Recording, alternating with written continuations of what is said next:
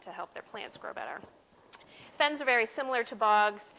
Their nutrients are slightly different. The acidity is slightly different, and a lot of times they'll have a little bit more shrubs in the fens. And then wet meadows, we have more of those out west. You'll see a lot of cattle grazing in those. And actually the grazing will keep out shrubs and trees and maintain it more as a grassland. Ponds, rivers, streams, you're all very familiar with that. And vernal pools are very important as well, which hopefully in the next coming month or so we'll be seeing more evidence of out in our forests. And finally, coastal, the most common in the coastal areas will be salt marshes. So I already pretty much went over what some of these are, but I'll just show you some pictures.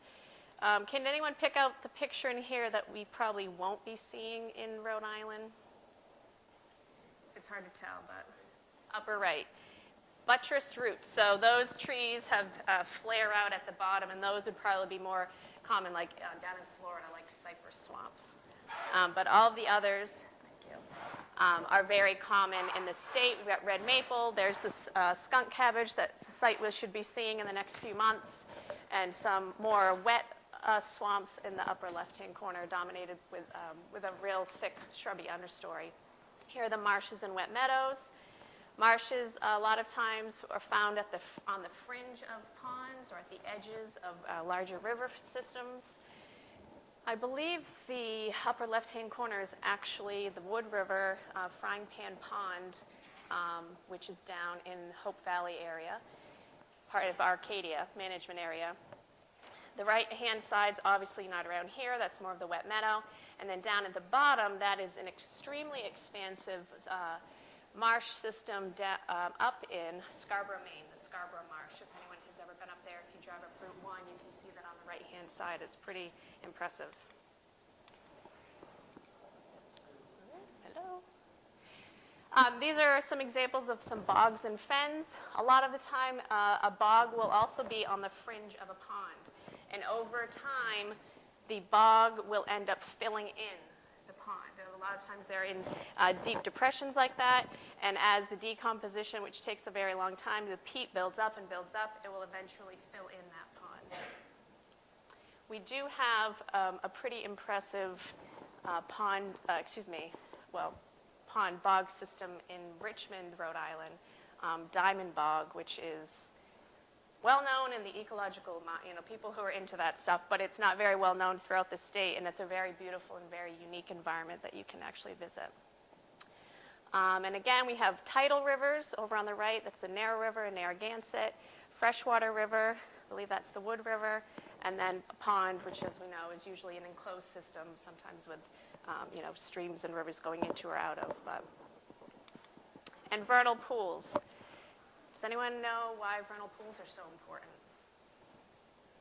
Go ahead. Absolutely, yeah.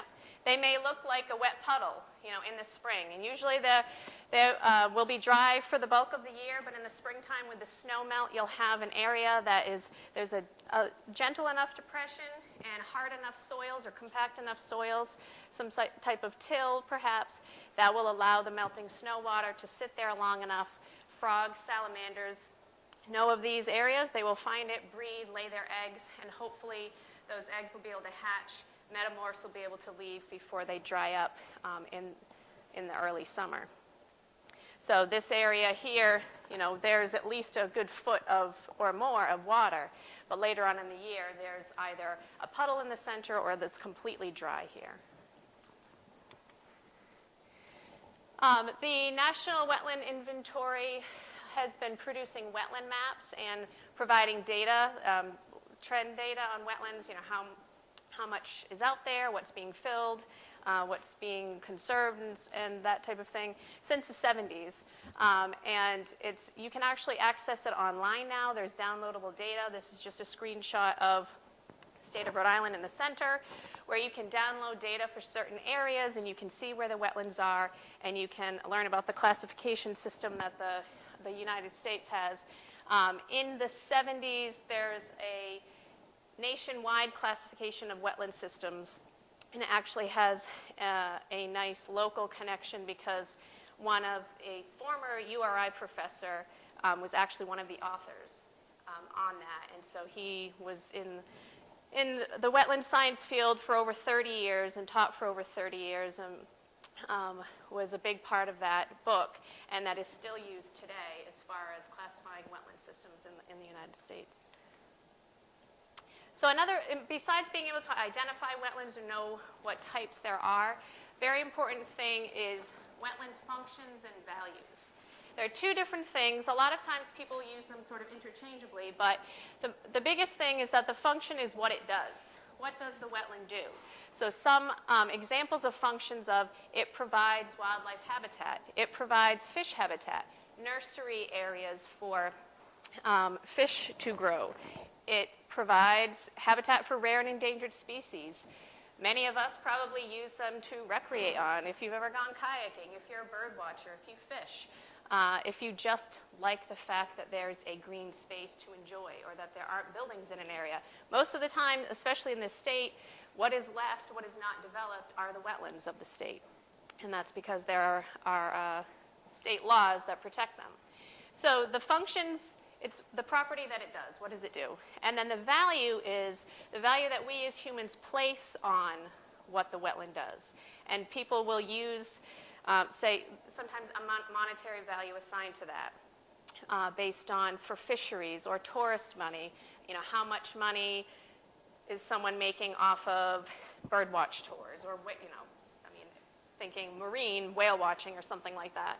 Or even in the form of public support for protection for land. So you have what the wetland does versus the value that we as humans place on it.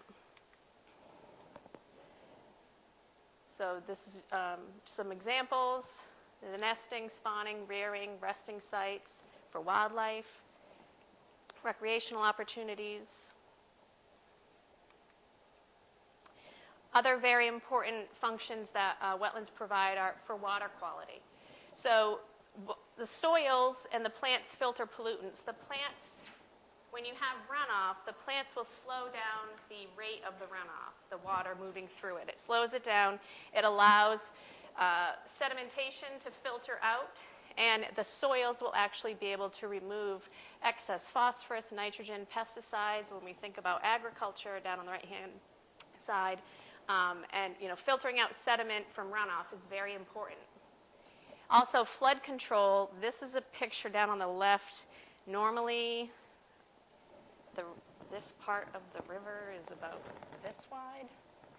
And this is the flood from 2010, the Wood River just south of where my office is. And there's actually a house, you can't really see it right here. They're up enough, so I don't believe they got flooded out. But it completely flooded over the road and took the road out here. Okay, this is right near Barberville Dam. So if that whole area was developed right up to the edge of the wetland, the stream or the river there, then as Kim was mentioning before, floodplain, you know, where's the water going to go? It's going to just continue to spread out. It's going to go on parking lots and in people's homes. But with the wetlands on both sides, it allows some storage for floodwaters. And it provides a slower release later on after the storm. Just basic diagram how wetlands work as far as filtering out contaminants and sediment. With wetlands that are along the edges of stream, it slows down the energy of the water in the streams and allows things to filter out.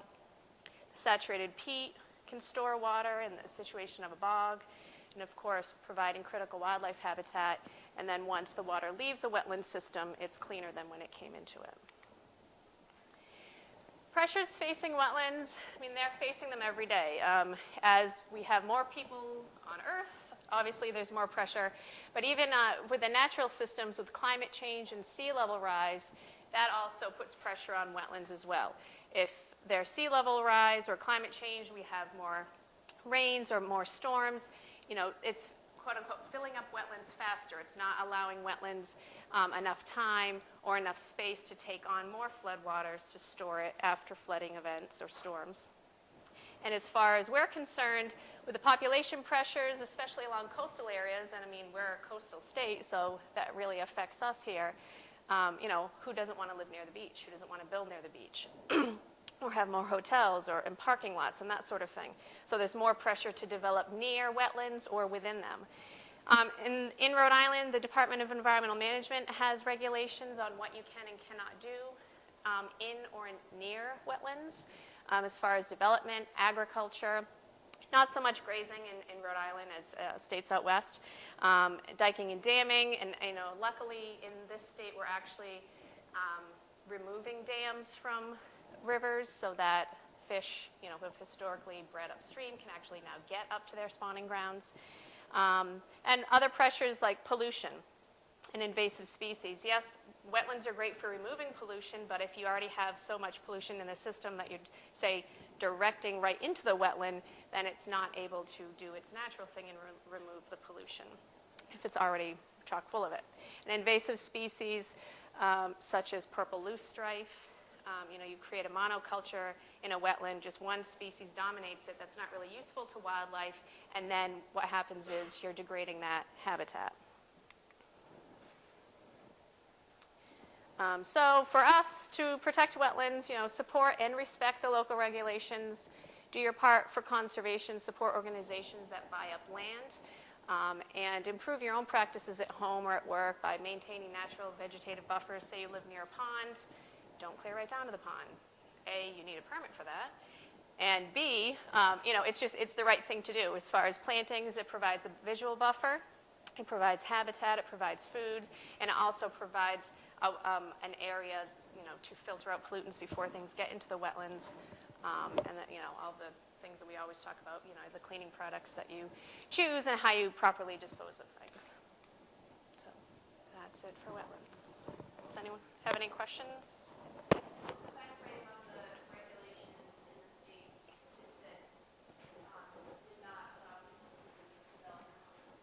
I mean, time frame as far as how long have we had regulations in the state? Around 70, in the 70s. Basically, the rule of thumb in Rhode Island is if it was there on an aerial photo in 1970, you get away with it. Grandfathered in. 70 on, that's when the state.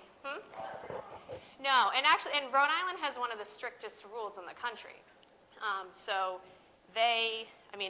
it's if you're a homeowner, you don't want to have to do it, but you need to.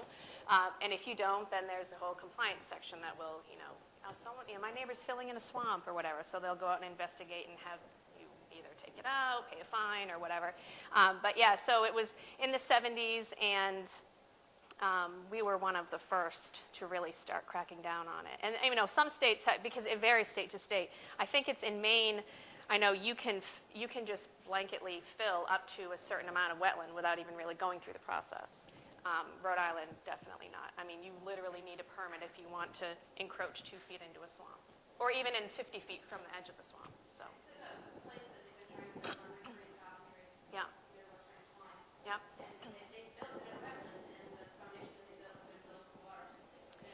Is it right next to the pool place?